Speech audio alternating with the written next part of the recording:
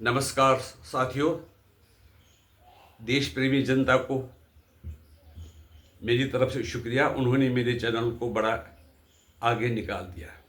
ये चैनल है YouTube PH network और मैं हूं प्रदीप हंडू। निर्वासन में पाकिस्तान के एक जर्नलिस्ट हिस्टोरियन रहते हैं जिनका नाम है डॉक्टर अमजद अयूब मिर्ज़ा। वो निर्वासन में रह रहे हैं, लेकिन वो चाहते हैं कि जम्मू कश्मीर का जो ऑक्यूपाइड हिस्सा है वो पाकिस्तान से अलग हो या वो इंडिपेंडेंट हो या भारत के साथ मिल जाए। वो आजकल बहुत चर्चाओं में है। उन्होंने बड़े ये जो मूवमेंट है, ह्यूमन राइट मूवमेंट है, ह्यूमन राइट्स की, उनको ज़िंदा रखा है पाकिस्तान में। जितना जुल्म पाकिस्तान में लोगों पर हो रहा है उतना ज़्यादा जुल्म शायद किसी कम्युनिस्ट देश में होता होगा या मुश्किल से और कोई देश होगा। डॉक्टर मिर्ज़ा ने एक ट्विटर पर ये स्टेटमेंट दिया है और उन्होंने हवाला दिया है बलोच लिबरेशन आर्मी। स्टेटमेंट ये दिया है कि बलोच लिबरेशन आर्मी ने 214 फौजी उन्होंने बंधक बनाए रखे थे, उनको हलाक कर दिया। ये जो फौजी थे ये अलग अलग कैंपों में रखे गए थे, तो उन्होंने उनको हलाक कर दिया क्योंकि उन्होंने 48 घंटे का अल्टीमेटम पाकिस्तान फौज को दिया था, पाकिस्तानी सरकार को दिया था, और पाकिस्तान की आर्मी ने नेगोशिएशन करने से इनकार किया। इसलिए उन्होंने कहा कि हमने आपके सब जो ये फौजी हमारे बंधक है उनको बंधक बना दिया है। इस सिलसिले में पाकिस्तान की आर्मी ने नए रंगरूटों को बलोच लिबरेशन आर्मी का सामना करने के लिए आदेश दिया था बलोचिस्तान में।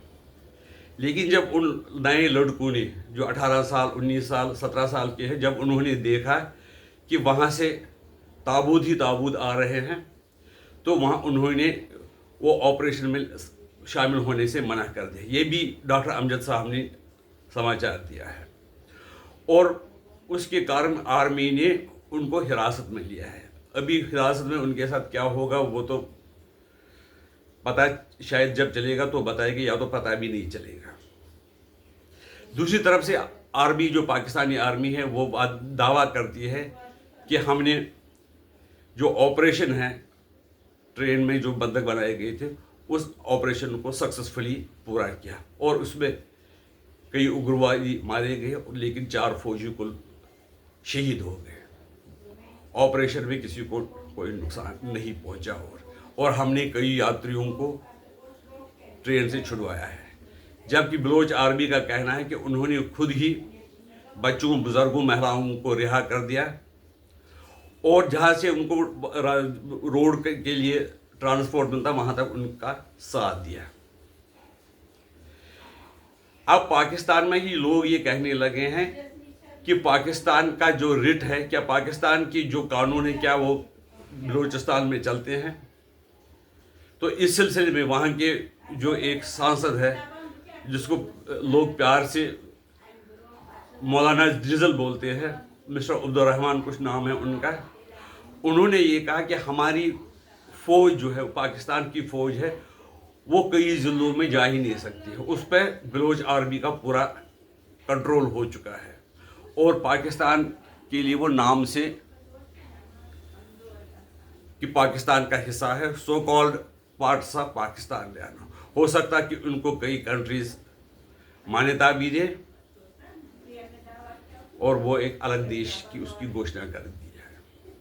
इस सिलसिले में ये कहना चाहता हूँ कि बलूचिस्तान के लोगों को इस हद तक जाने की क्या ज़रूरत है। इसके लिए आपको 75 साल पीछे जाना पड़ेगा, जब से उनको बदमाशी से और ज़ोर ज़बरदस्ती करके पाकिस्तान का गुलाम बना दिया गया।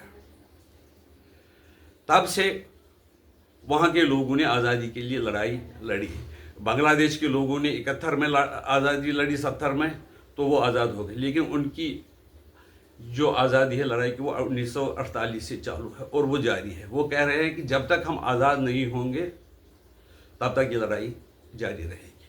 उनका ये भी कहना है जो हमारे संसाधन है उसका फ़ायदा पाकिस्तान के पंजाब प्रोविंस को दिया जाता है, और इतने संसाधन होने के कारण भी, होने के बावजूद भी वहाँ के लोग गरीब हैं। ज़्यादा जो वहाँ का ऑक्यूपेशन लोगों का था वो था फिशिंग, मछली मारने का, मछली पकड़ने का।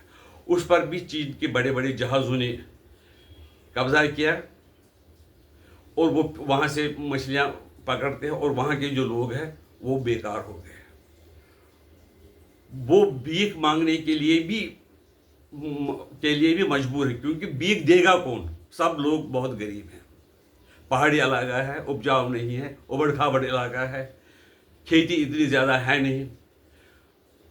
और वहाँ से ये बताते हैं कि पाकिस्तान को गैस भी मिलती है। वहाँ के उग्रवादियों ने, जिसको वो उग्रवादी बोलते हैं, यहाँ आप इसको फ्रीडम फाइटर कहते हैं, उन्होंने गैस पाइपलाइन को भी तोड़ दिया, उस पर ब्लास्ट कर दिया, जिसके कारण कि पाकिस्तान के पंजाब को गैस सप्लाई बाधित हो गई। इधर दूसरा वाक़ा है कि जो खैबर पख्तूनख्वा राज्य है उसमें भी मस्जिद में एक धमाका हुआ, उसमें कुछ लोग घायल हो गए। और दूसरी तरह से वजीरिस्तान में भी फौजी छावनी पर जो मिलिटेंट है उन्होंने हमला किया।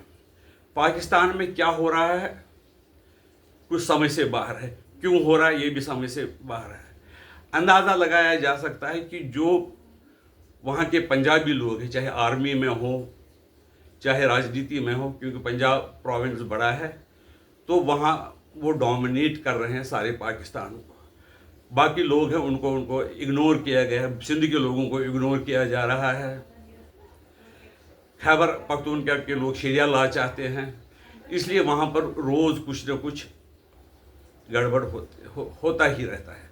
यहाँ से पाकिस्तान आर्मी ये कह रही है कि हमारा पूरा कंट्रोल है पूरे पाकिस्तान पे, जिसकी जैसे दावों की हवा निकल रही है। वहाँ से चीन का भी दबाव ये है कि वो चाहते हैं कि हमारी आर्मी किसी तरह से पाकिस्तान में इन एरियाज़ में जाए और हम उन एरियाज़ में कब्जा करें, क्योंकि उनकी बहुत इन्वॉल्वमेंट है उसमें। उन्होंने $64 अरब का इन्वेस्टमेंट पाकिस्तान में किया है, ग्वादर में, खासकर ग्वादर पोर्ट को बहुत अच्छा बनाया है, लेकिन शायद उसका फ़ायदा नहीं उठा पा रहे हैं।